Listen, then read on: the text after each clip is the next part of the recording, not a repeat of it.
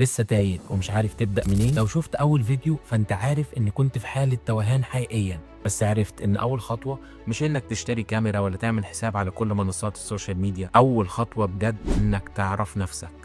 بالبساطة دي، يعني بتحب تصور ولا تمنتج؟ تحب تشارك اللي بتعمله ولا تحب تبقى ورا الكاميرا؟ اسأل نفسك الأسئلة اللي بإجابتها تحاول تعرف نفسك أكتر. مش لازم تختار تخصص من أول يوم، بس لازم تكون فاهم أنت بتتميز بإيه، تستمتع وأنت بتعمل إيه. في 3 محاور تساعدك تختار المجال اللي تبدأ فيه. إيه اللي بتحبه، إيه اللي بتعرف فيه شوية، إيه اللي الناس بتدور عليه. لما تلاقي نقطة تقاطع بين الثلاثة دول، هي دي بدايتك الحقيقية. مثال بسيط، أنا بحب التصوير، بعرف أمنتج، والناس بتدور على محتوى تعليمي سهل وسريع في المجال ده، يبقى ده مدخلي. أبدأ أعلم وأنا بتعلم. ما تفكرش إنك لازم تبقى خبير عشان تبدأ، كفاية إنك تبدأ وأنت ماشي هتلاقي نفسك وهتلاقي مكانك. لو حاسس إنك لسه مش قادر تحدد المجال المناسب ليه، استناني في الفيديو اللي جاي، هنتكلم عن التخصص ولا التعميم.